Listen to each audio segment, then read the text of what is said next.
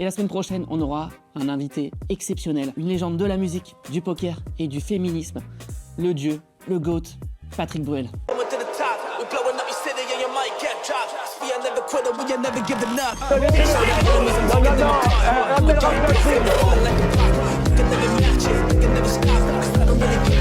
Vous fumez, monsieur?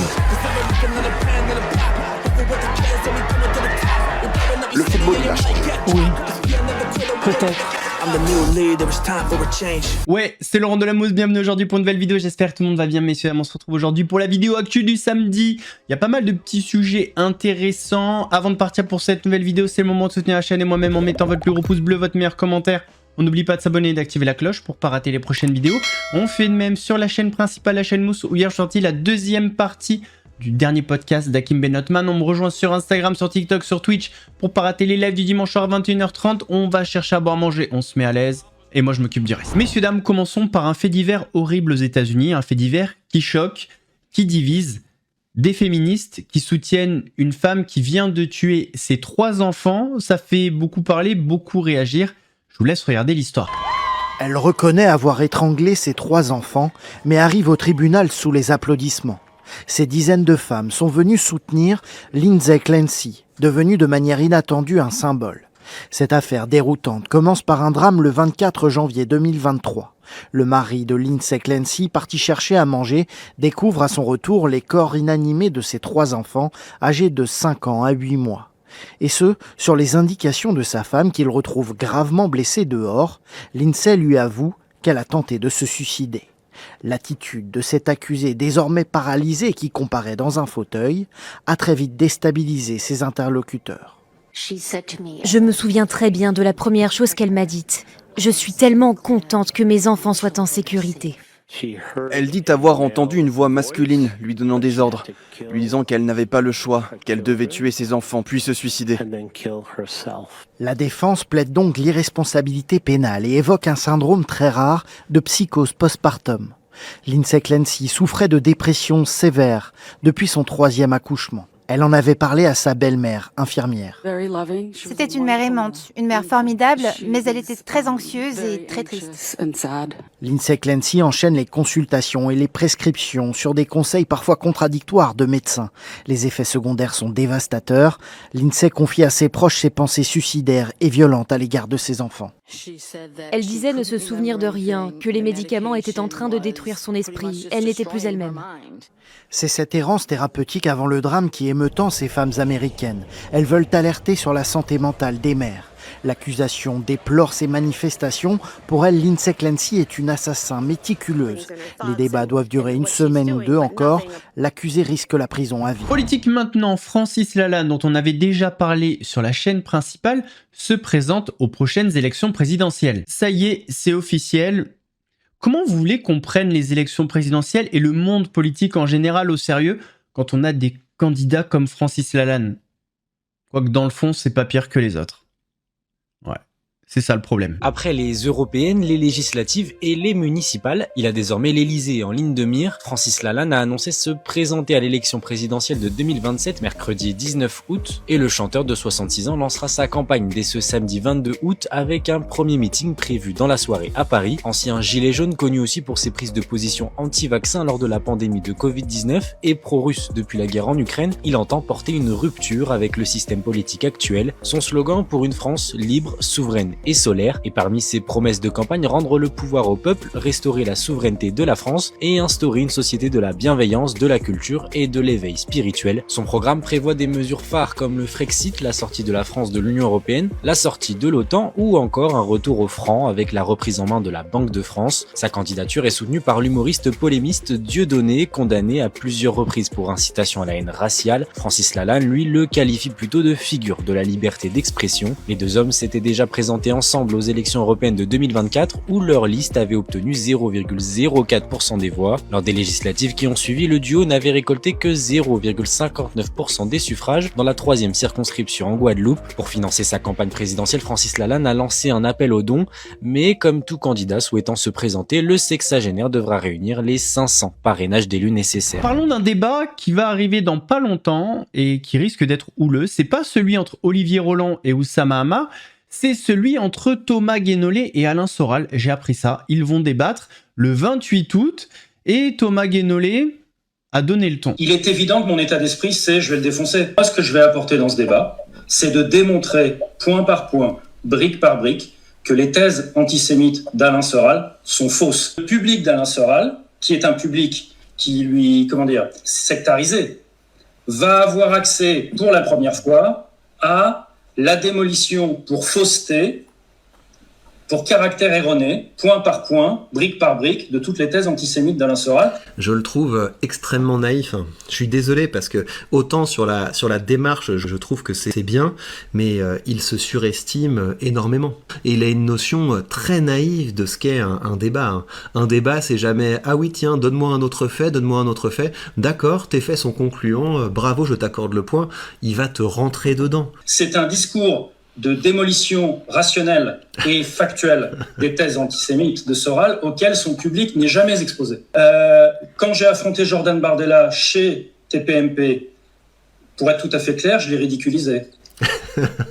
Je dirais pas que Thomas Guénolé a ridiculisé Jordan Bardella, je dirais que Jordan Bardella était mal à l'aise et que ça s'est vu. Donc là, effectivement, en rapport de force avec Jordan Bardella, je valide le point, effectivement, Thomas Guénolé était supérieur à Jordan Bardella dans cette séquence. Moi, quand je vais au combat, le débat d'idées avec l'extrême droite, je vois ça comme un ring, je vois ça comme un match. J'y vais pour démonter brique par brique, parce qu'elles sont fausses, les thèses antisémites de... Et il est chaud, il est super chaud, mais j'espère qu'il va y aller comme un combattant, parce que là, il faudra effectivement combattre. Ce qui me gêne aussi, c'est de faire passer Soral pour l'extrême droite, en fait. Soral, c'est un marxiste. Quand je monte sur le ring, il est évident que mon état d'esprit, c'est je vais le défoncer. Évidemment. Le risque, c'est encore une fois, tu montes sur le ring et l'autre te rentre dedans, il t'insulte, il te laisse pas parler et ça t'énerve, tu rage quitte. Ça peut arriver que tu rage quitte parce que tu te dis non, mais c'est pas du tout ce que j'avais espéré, etc. Bah, les gens vont ensuite faire des montages en te montrant, en train de dire ouais, je vais te défoncer, et puis après le passage où tu rage quitte. Donc, quoi qu'il arrive, Thomas tient bon. Alors, au-delà des arguments des deux, j'ai quand même un gros doute concernant le sang-froid de Thomas Guénolé. Est-ce qu'il va réussir à rester calme, froid, concentré sur les arguments et pas tomber dans les pièges qu'Alain Soral va lui tendre? Je pense qu'Alain Soral, il est moins dans l'émotion qu'un Thomas Guénolé. Et là, je parle vraiment pas des arguments. Hein. Au-delà de ça, les arguments, on verra bien.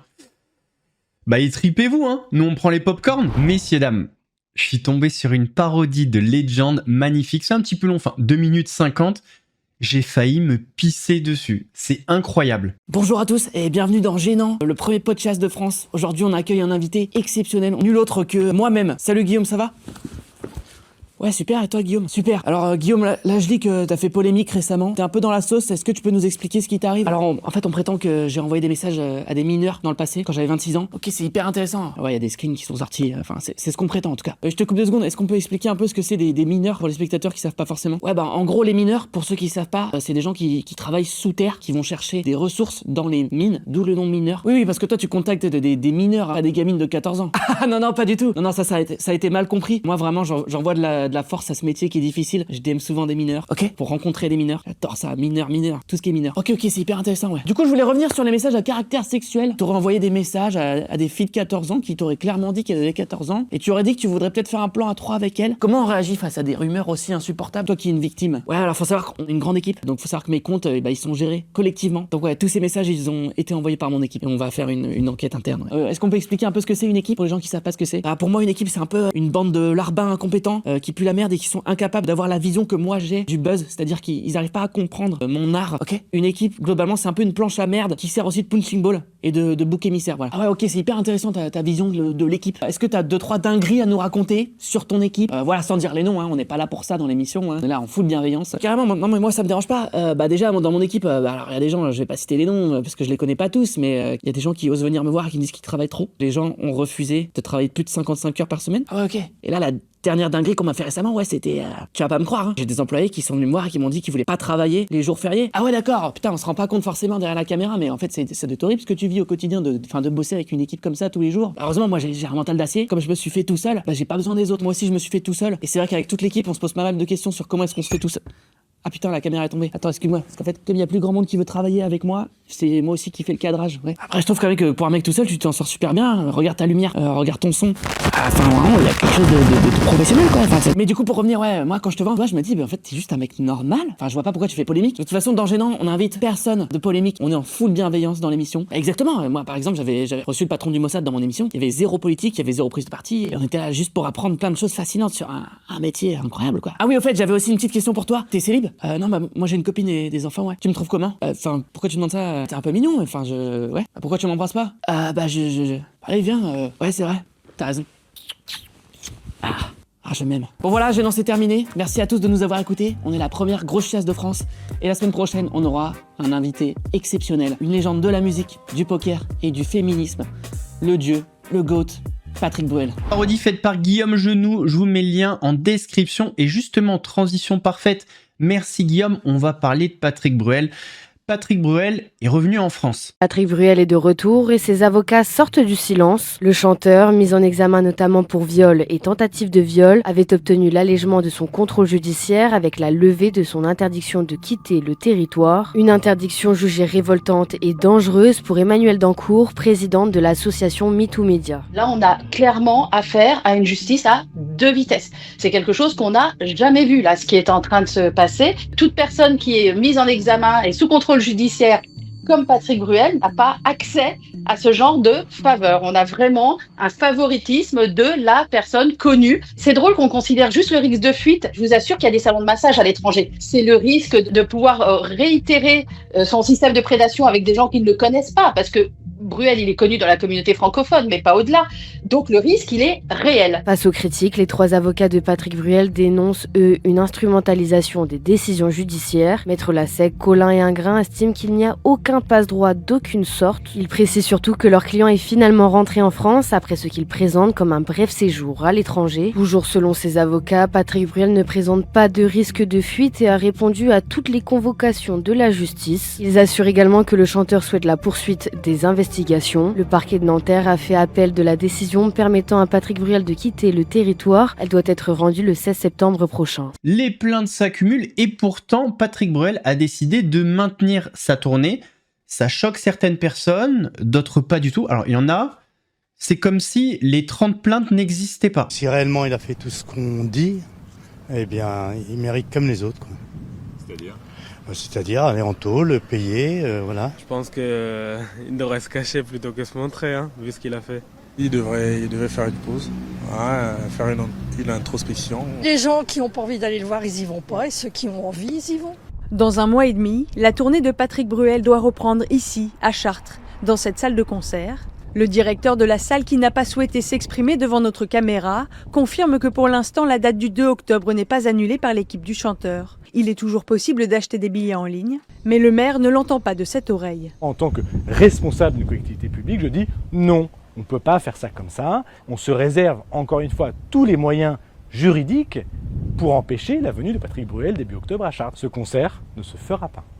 Je préfère le dire. Les collectifs féministes préviennent, des rassemblements seront organisés si l'événement est maintenu.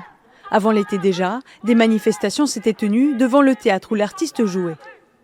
Patrick Bruel est visé par une nouvelle plainte pour tentative de viol ces derniers jours. En tout, 32 plaintes contre le chanteur pour des faits de viol, de tentative de viol, de harcèlement et d'agression sexuelle. Cet été, ses concerts et festivals ont été annulés. La question du maintien de la tournée à leur regard 35 se pose donc, mais l'aspect financier pourrait l'emporter.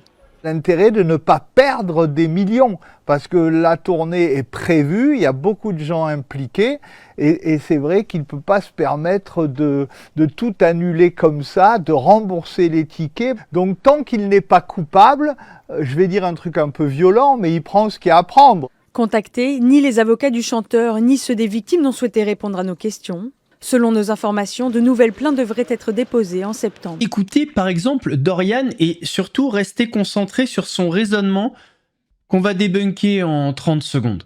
Voilà, ça mérite pas plus. Dorian, si j'en crois l'affiche que j'ai sous les yeux, vous avez pris des places pour les concerts de Patrick Bruel. Absolument. Absolument. Et alors, est-ce que vous comptez y aller? Ah, vous y allez? Mais même s'il fallait repayer, j'y vais, bien sûr. Il passe en octobre ou novembre, je sais plus, chez moi, et bien sûr que je vais aller le voir, mais j'ai aucun problème avec ça, mais je le revendique haut et fort. Alors, moi, pour revenir à cette histoire, je dis pas, bien sûr, qu'il y a 30 menteuses ou 32 menteuses, ça n'est pas vrai. Il n'y a pas un petit sentiment de malaise, là, en allant le voir? Il n'y a pas un sentiment de malaise, il y a un sentiment de fierté et d'être droite dans mes bottes. Moi, tant qu'on m'a pas prouvé par A plus B qu'il a fait tout ça, j'irai voir Bruel, ça sera au moins la 35e fois que je le vois dans ma vie, et je continuerai d'aller le voir. Bon, quand je vous dis que le fanatisme, ça met des œillères, en fait, ces gens-là disent, tant qu'il n'est pas condamné, il n'y a rien, faut le traiter comme un homme normal. Ok.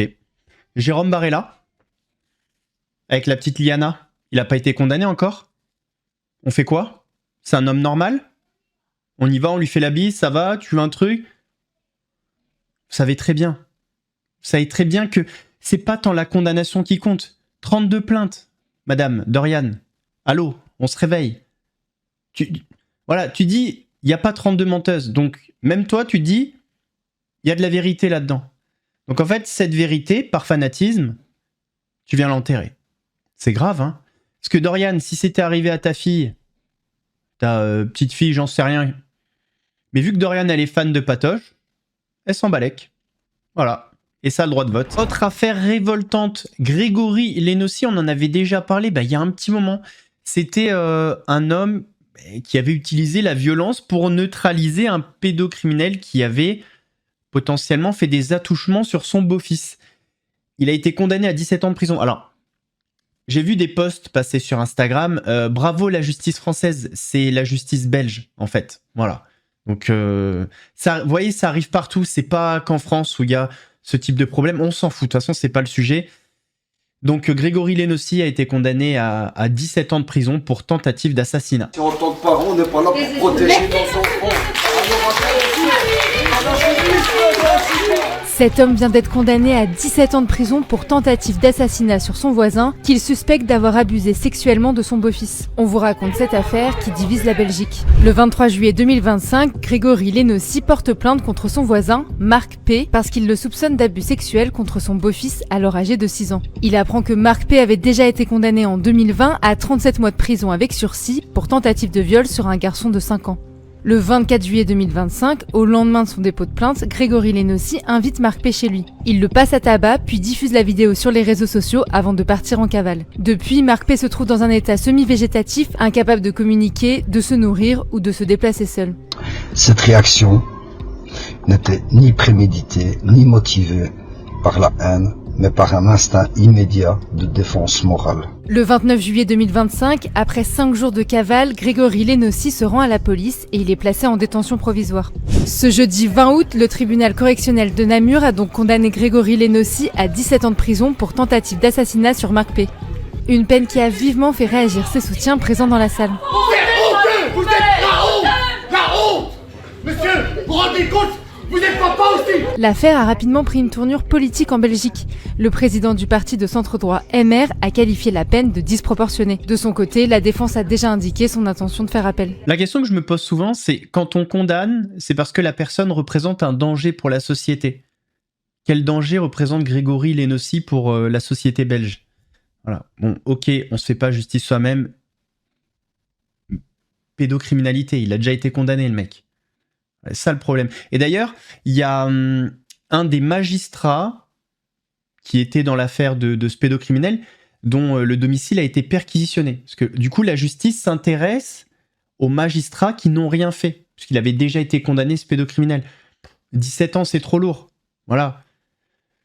Voilà, on est obligé peut-être de le condamner pour envoyer le message, on ne se fait pas justice soi-même. Un peu de sursis. Je sais pas, 3 mois de ferme, j'en sais rien. Pour le geste. Mais quel danger représente Grégory Lenossi pour la société belge? Aucun.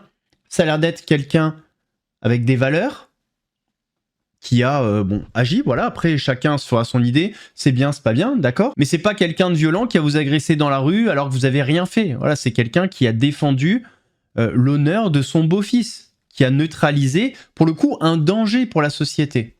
Bon, bref. Je sais qu'il y a des gens qui ne seront pas d'accord avec moi, mais Grosse force à Grégory Leno aussi, voilà, c'est lâché, tant pis. J'ai jamais vraiment trop parlé de Morgan Makeup, j'ai jamais fait de vidéo, mais là c'est intéressant. Je suis tombé sur un live, je sais pas s'il date ou pas, n'hésitez pas à me dire en commentaire. Il y a une dame qui est atteinte de fibro et qui a mise Morgan Makeup devant ses contradictions, ses mensonges. Réponse de Morgan Makeup, elle s'est murée dans le silence. Et vous savez ce qu'on dit? Qui ne dit rien consent. Je te dirai le mien, je veux même bien te la faire voir à la caméra, tu vois.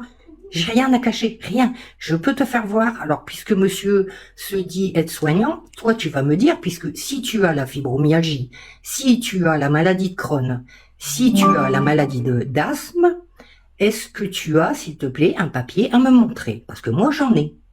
D'accord? Moi, j'en ai. Ça s'appelle tout simplement un protocole de soins. D'accord? Voilà. C'est ce qui m'a rendu handicapé, la fibromyalgie, la dépression, la rectocolite hémorragique. Je fais de l'arythmie cardiaque. Je fais de la tachycardie. Alors quand je t'entends dire que tu as la fibromyalgie, mais que c'est toi qui te l'ai déclaré, ça peut pas passer, hein. Ça peut pas. Il faut que tu comprennes. Si tu veux, je te donne l'adresse de mon médecin. Non, je veux pas l'adresse de ton médecin. J'ai une question. Moi, j'ai une question. Je ne veux pas l'adresse de ton médecin. Contre toi, mais laisse-les discuter, franchement. Je ne veux pas l'adresse de ton médecin. Je veux simplement que tu me fasses voir ton protocole. Ton protocole de soins sur lequel il est marqué fibromyalgie. Ton protocole de soins sur lequel il est marqué maladie de Crohn. Bah si, je te donne l'adresse du médecin. Non. Mais je vais pas aller voir ton médecin. Tu sais très bien qu'un médecin a le secret professionnel. T'as pas besoin d'appeler. T'as pas besoin de déplacer, t'as juste appelé. Écoute, je vais pas me déplacer. J'habite dans le Pas-de-Calais. Donc, et je suis, moi, handicapée. Et tu vois, je ne peux plus conduire. C'est ma fille qui est obligée de me faire mes soins. C'est ma fille qui est obligée de me conduire. Montre-moi ton protocole de soins. Je te montre les miens. Parce que moi aussi, je peux te faire voir mes cartes handicapées. J'en ai une sur mon véhicule, j'en ai une dans mon portefeuille. C'est la 4e que j'ai, et celle-ci, je l'ai à vie. Tu vois? Tu vois? Fais-moi voir ton protocole de soins. Je te fais voir les miens.